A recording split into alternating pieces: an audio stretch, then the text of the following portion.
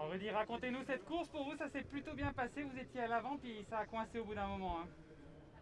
Ouais, je suis énervé contre les motos. C'est vrai qu'on arrive à faire le forcing première bosse, on sort dans un groupe. Et quand Cosnefroy attaque avec l'aspiration, il prend la moto et il a fait toute la bosse à 1,50 m et franchement c'est pas normal. Après Peterson arrive à rentrer et je reste un peu en carafe sur le sommet et je les voyais toujours à 2 mètres de la moto tout seul. Enfin, j'ai tout mis pour rentrer mais après ça m'est resté dans les jambes et malheureusement quand il attaque la deuxième fois j'ai pas pu suivre. Mais même dans le final, dans le groupe de compte, quand ils m'ont repris, la moto c'était pareil, elle était à 2 mètres. Donc c'est pas très sportif, quoi. On vous sent remonter. C'est tout de même un type de course où vous vous êtes fait plaisir ici?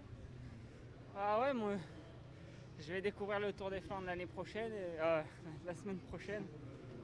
Et ici, voilà, je voulais bien faire. On avait prévu de faire l'Amstel et c'est annulé, donc on s'est rabattu ici.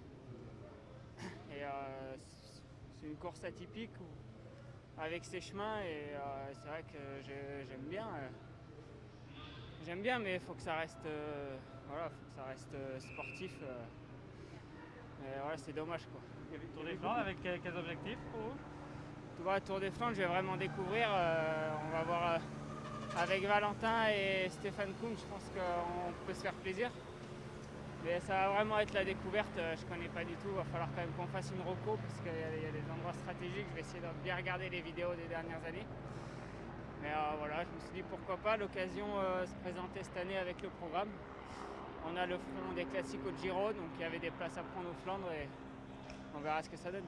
Pour revenir sur Paris Tour, est-ce que tu penses que cette course elle mériterait d'avoir une meilleure réputation que celle qu'elle a aujourd'hui Bah elle l'avait, c'est vrai que quand je regardais Paris Tour plus jeune, c'était vraiment une belle épreuve et maintenant vu qu'elle est plus World Tour déjà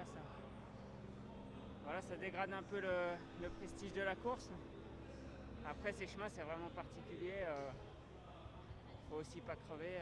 J'avais opté pour les tubeless en 28, donc le rendement il est pas terrible, mais j'ai privilégié la sécurité.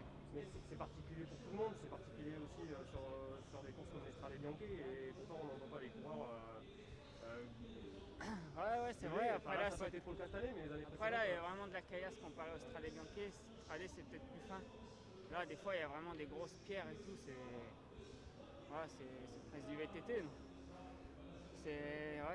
Après, ça met un peu de piquant dans la course, c'est sûr, mais je pense que quand une épreuve a une histoire comme Paris Tour avait, changer un parcours comme ça du jour au lendemain, il faut un peu de temps pour l'accepter et peut-être que dans quelques années, ça retrouvera toute la saveur de Paris Tour. Merci. Merci Rudy.